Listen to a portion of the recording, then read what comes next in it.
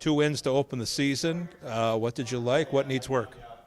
Well, we'll take the victories, but obviously it's a process early in the season, so we want to tighten up a few areas in our systems. Obviously, we're 1 for 8 on the power play. We'd like to see maybe 2 for 8. We'd be a little more happy. But analyzing the video, it looked like we had some really good looks and some opportunities. So we like what we're doing. We just like to get the results a little higher in that area. And I think as a team, we'd be remiss if we didn't say we want to be more of a forecheck team. We want to make sure we lay pucks into good areas and we get on it with an aggression and an opportunity to get it back and create a scoring chance. When you say systems, though, that's something that comes with Game 3, comes with Game 4, comes with Game 5, so on. Yeah, it's just part of the process, and we got to make sure we're giving our guys enough rest.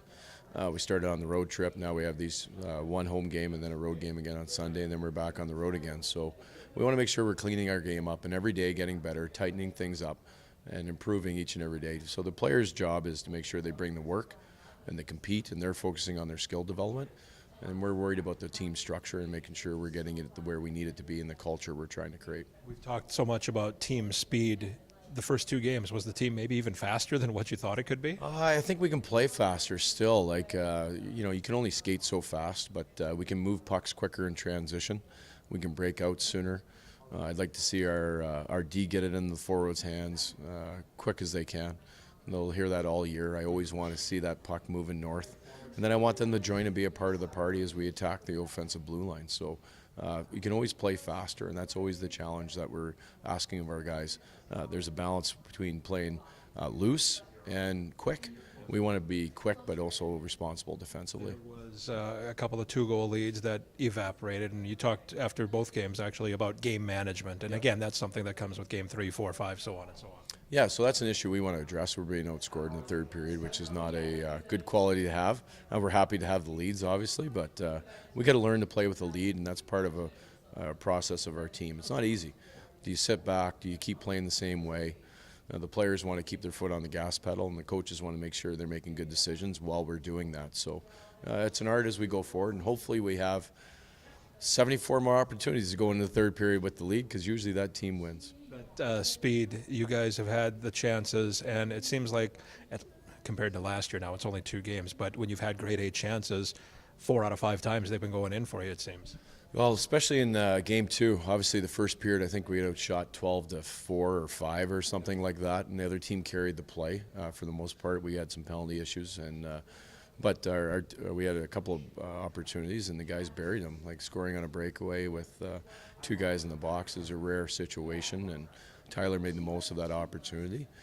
That's why we ended up winning the game on that day, is we buried our chances better than they did.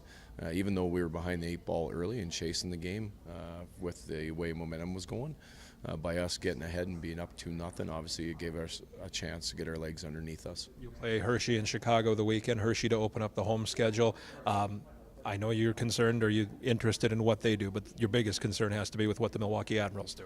Yeah, I think early on, but always, all year, you're always focused on your own team, 100%. But yeah, we're watching tape and seeing what Hershey does, and they play in Grand Rapids tonight, so they have a bus trip, and then they have to come and play us, and we're going to be rested. So we hope to have a quick start, obviously take advantage of that situation, because there's going to be times during the year when it's not in our favor. Today it is, so we're going to try to take advantage of that. But we'll watch the tape, make sure we have a good game plan, but we're still focused on what we need to do. But we'll try to exploit the things that we think we can against them as well. How special is the home opener? Oh, it's always a great time. It's lots of energy. Guys are excited to play.